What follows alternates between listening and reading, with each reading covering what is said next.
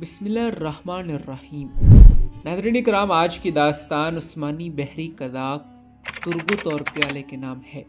ناظرین کرام، خیر الدین باربروسا کے علاوہ سلطان سلیمان کو اسی قسم کے دو اور بحری کپتانوں کی خدمات بھی حاصل ہوئی تھیں، جن کی غیر معمولی شجاعت اور قابلیت کا سلسلہ بحر روم اور اس کے ساحلی علاقوں پر بیٹھا ہوا تھا۔ ان میں سے ایک ترگت اور دوسرا پیالے نامی شخص تھا۔ ناظرین کرام، ترگت بھی ابتدا میں ایک بحری قذاق رہ چکا تھا، چنانچہ ایک بار اس نے 30 جہازوں کا بیڑا تیار کر کے جزیرہ کارسیکا پر حملہ کر دیا، لیکن ڈوریا نے اسے شکست دے کر گرفتار کر لیا۔ ناظرین کرام، زنجیروں میں ڈال دیا گیا۔ آخرکار مہینوں کے بعد خیر الدین باربروسا کی دھمکی سے کہ اگر ترگت رہا نہ کیا گیا تو جنیوا یعنی ڈوریا کا وطن برباد کر دیا جائے گا، ڈوریا نے اسے آزاد کر دیا۔ ناظرین کرام، ترگت اپنی مہارت فن اور شجاعت میں خیر الدین باربروسا سے بہت کچھ ملتا جلتا تھا۔ اٹلی اور اسپین کے ساحلی علاقے اس کے نام سے کانپتے تھے۔ عثمانی رایا ہونے کے باوجود اس کو سلطان کے حلیفوں کے جہاز گرفتار کر لینے میں بھی کوئی تامل نہیں تھا۔ ناظرین کرام، چنانچہ ایک بار اس نے وینس کے چند تجارتی جہاز گرفتار کر لیے، اور جب سلطان سلیمان نے باز پرس کرنے کے لیے اس کو قسطنطنیہ میں طلب کیا تو اس نے وہاں جانے سے انکار کر دیا تھا اور اپنے بیڑے کو لے کر مراکش چلا گیا اور وہاں کے سلطان کی ملازمت اختیار کر لی۔ پھر خیر الدین باربروسا کی وفات کے بعد سلطان سلیمان نے معافی اور اعلیٰ منصب کا وعدہ کر کے اسے واپس بلا لیا اور چند دنوں کے بعد طرابلس کی فتح کے لیے روانہ ہو گیا۔ ناظرین کرام، طرابلس اس وقت مبارزین مالٹا کا مقبوضہ تھا۔ ترگت نے حملہ کر کے اسے فتح کر لیا اور سلطنت عثمانیہ میں شامل کر دیا گیا۔ ناظرین کرام، اس کے بعد وہ طرابلس کا حاکم مقرر ہوا۔ 973 ہجری بمطابق 1545 عیسوی میں جب ترکوں نے مالٹا پر حملہ کیا تو وہ بھی اپنا بیڑا لے کر دولت عثمانیہ کی مدد کو آیا، لیکن اسی مارکے میں بھی وہ مارا گیا۔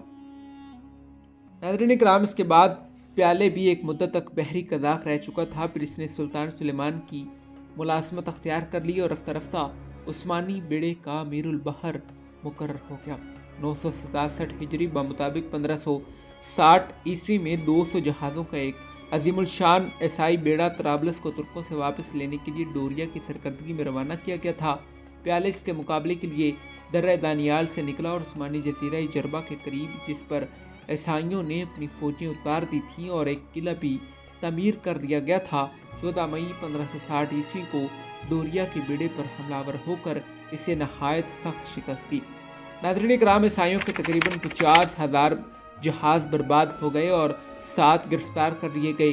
جزیرے پر جو عیسائی فوجیں پہنچ چکی تھیں نے بھی قلعے کا محاصرہ کر کے پیالے نے گرفتار کر دیا اور جربہ پر عثمانی علم پھر لہرانے لگا۔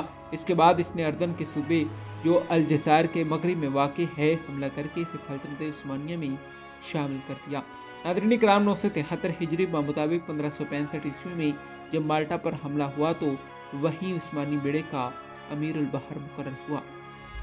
ناظرین کرام، 15ویں اور 16ویں صدی میں اسپین کے بعد جس ملک سے مسلمانوں کو سب سے زیادہ نقصان پہنچا وہ پرتگال تھا۔ اندلس میں جب اسلامی حکومت قائم تھی تو پرتگال بھی اس کے زیر سایہ تھا، لیکن جب اس سرزمین میں مسلمانوں کا آفتاب اقبال غروب ہوا تو اسپین کے عیسائی حکومت نے اسلام کشی کا عمل شروع کر دیا، تو پرتگال نے بھی اخوت دینی کا حق پوری طرح ادا کیا۔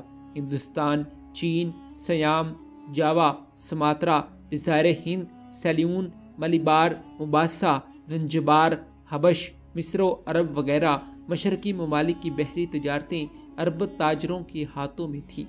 ناظرین کرام، ان کے جہاز بحر ہند، بحر عرب، خلیج فارس اور بحر حمر کے تجارتی راستوں پر قابض تھے۔ یہ لوگ چین، ہندوستان اور ایران وغیرہ سے مال لے جا کر مصر پہنچاتے تھے اور وہاں سے وینس اور جنیوا کے سوداگر اسے یورپ لے جاتے تھے۔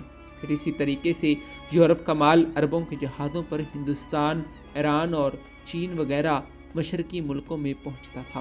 اس تجارت سے مسلمانوں اور خصوصاً عربوں کو بہت فائدہ تھا، لیکن جب واسکو ڈی گاما نے راس امید کی راہ سے ہندوستان تک پہنچنے کا راستہ دریافت کیا تو پرتگال نے اس بات کی کوشش کی کہ جس طرح ممکن ہو یہ تجارت عربوں کے ہاتھوں سے چھین لی جائے۔ جی ہاں ناظرین کرام، یہی ہماری آج کی ویڈیو کا موضوع تھا۔ امید ہے کہ آپ کو ویڈیو پسند آئی ہوگی۔ ملتے ہیں ایک ایسی ہی نئی ویڈیو کے ساتھ، تب تک دیجیے اجازت۔ خدا حافظ۔